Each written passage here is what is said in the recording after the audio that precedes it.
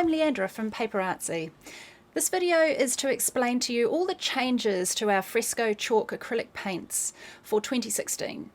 We had 72 paints last year, and this year for 2016 we're increasing that to 96 different colours, glazes and metallics. So there's a lot to share with you and lots of different colour options. I'm sure you're going to be quite happy. Let's take a look. So this is how I store my paints. Here in a tray, and they're in their families of 4. We always do our paints with light, medium, dark and super dark. So within a family there are 4 colours. You're probably already aware that our paint can vary in opacity. So for example, China is an opaque. It's listed on the bottom of the bottle as an opaque, and then we hand paint the labels so that there's a swatch of colour there, so you can see how high the coverage of the paint is. If I compare that to a translucent, you'll see that there is a chevron underneath the paint swatch. So that allows you to see that the paint is more translucent. So it's a low coverage.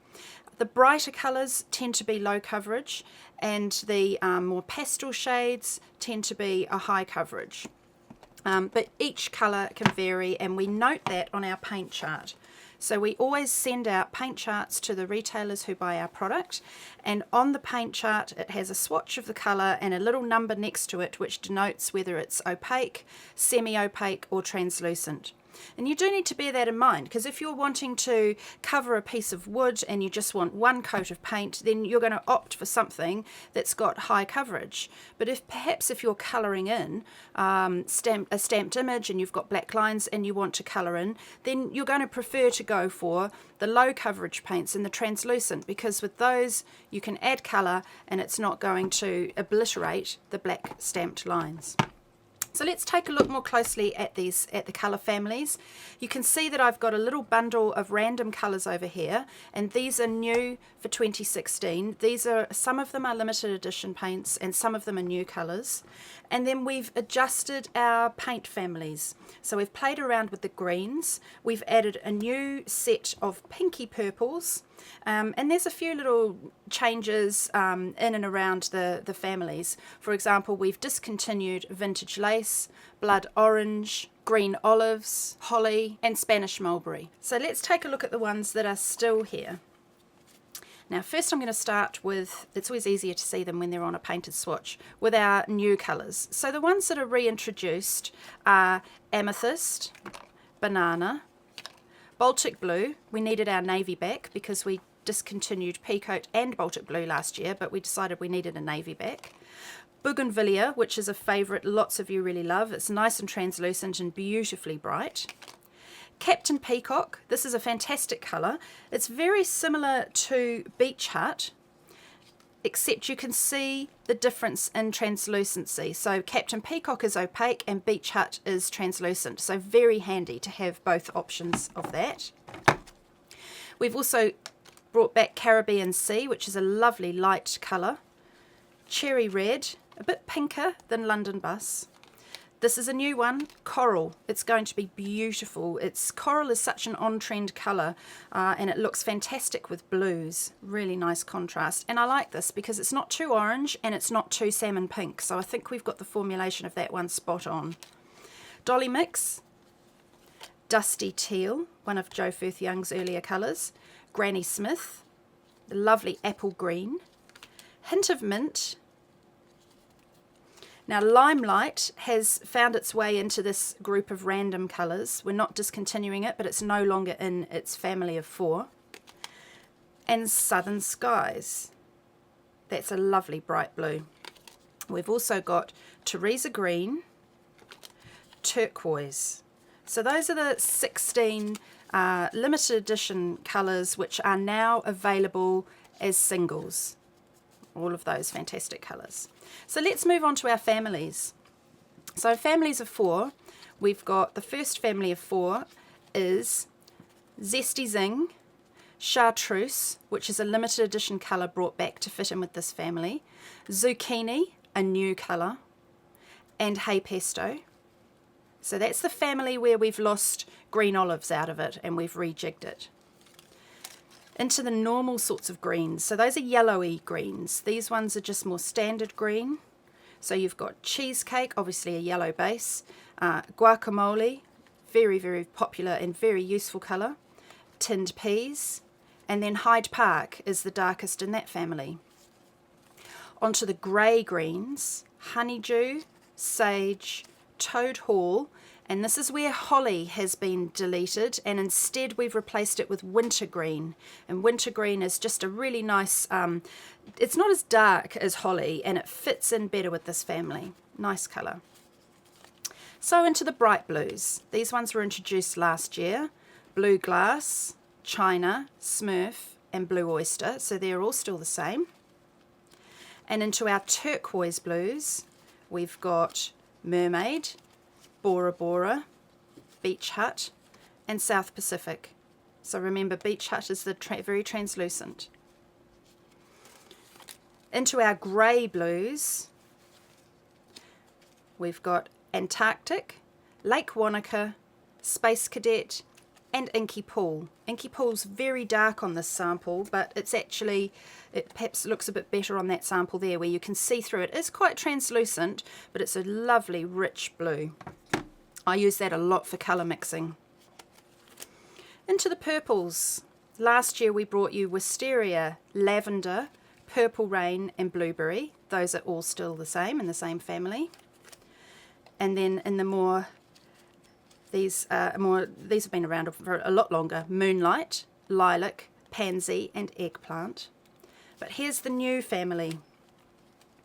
Pixie dust, sugar plum, sour grapes, and then we've brought back plum. That was a limited edition colour. So that's a really nice set because it's sort of a pinky purpley set. It's going to be very useful. Into the pink pinks, sherbet, candy floss, bubblegum. Bubblegum's a brand new colour. Lovely hot pink. And orchid. And then we go into these other reds, which are, I call them the sort of vintage colours. So you've got blush, which is a fantastic skin tone. Cherry blossom, that's a new one. So it's in between blush and rose. And then very berry, which is another colour that we've brought back. Previously discontinued, and we've brought it back because it fits with these lovely vintage pinks. And then we move into our autumnal type shades, our warm colours. So in the browns, we've got vanilla, caramel, toffee, and chocolate pudding. And then into the lovely yellows and oranges, yellow submarine, tango, London bus, and claret. And then these are the rustic autumnals. So you've got haystack, pumpkin soup, autumn fire, and brown shed. Really good autumnal shades. And finally, into our metallics, and you can see there's some new stuff going on here. So we had pewter, white fire is new, which is a sort of in between gold and silver, but it's also got quite a bit of sparkle in there. And then gold has been reformulated from old gold to gold. So it's a much brighter shade than it used to be. And copper, nice to have a copper. Copper always goes with everything. And don't forget the neutrals. So in the we've got in the black and whites, we've got white, which is snowflake, concrete, slate, and little black dress. And then we do love our off-whites. So these ones are kind of got a bit of a pinky purpley tone to them. Nougat, mushroom, London night, and squid ink. And then chalk is just very, very handy because these ones are nice and cool neutral tones. So they work with all the blues perfectly. They work with all your cool shades of cool purples and cool pinks. Chalk, stone, taupe, and French roast. And then finally the glazes. So we have a matte, a satin, and a gloss glaze. So each of those matte, you can use these to thin out existing colours of paint, or if you want to make an opaque, less opaque, then mix a glaze into it. You can also use them as a top coat to seal anything. So if you wanted to seal and have a nice shiny finish, then you might want to apply a couple of coats of gloss glaze. Every time you apply a gloss glaze, it gets shinier and shinier with each coat. And I also use the satin glaze, or any of these, for inkjet image transfers. Then don't forget we've got pearl and metallic. These are, pearl is obviously pearlescent, so you can either put a layer on top of your paint, or if it's a translucent you can quite happily mix it into the paint to make it more pearlescent. And metallic glaze has got a very glittery sparkle to it. So that looks lovely on top of slate. If you put it on top of slate, you'll create an amazing silver. But it's really nice also to mix in with the paint and you get sort of a little sparkly effect. So those are fun. And Crackle Glaze, as you know, you can crack two colours. You need a layer of Crackle Glaze in the middle. So on this sample I've got dark on light and light on dark. The Crackle Glaze works in minutes. You don't even need to use a heat gun. It's a very fast acting product. In addition to those, we've got our Frosting Glaze. And this gives you sort of an etched glass effect. So you can pop it through a stencil onto glass or acetate or onto metal, anything shiny, and it will give you that etched glass effect. And we've also got a drying retarder. This is really useful if you're working with jelly plates. Because these paints are a chalk paint, one of their properties is they're extremely fast drying. I never use a heat gun with these paints because they just dry immediately. So if you want to slow down your drying time, or perhaps you're in a warm climate, then the drying retarder is really, really useful. You only need to use 5% of this to the puddle of product, so a very small amount. It's highly active, so if you've got a puddle, just add 1 or 2 drops, see how you go, and you can always add more, but don't do 50-50. 5% is all you need. So there you have it, our paints for 2016. Lots of fun, lots of choice, and don't forget these are an indoor-outdoor. They are UV resistant, so you have no problems. If these hit the sunlight, they're not going to fade.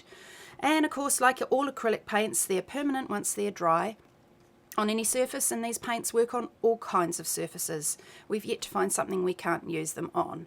So we hope you have a lot of fun working with these paints, and you keep watching our YouTube channel for lots of videos with techniques with these products.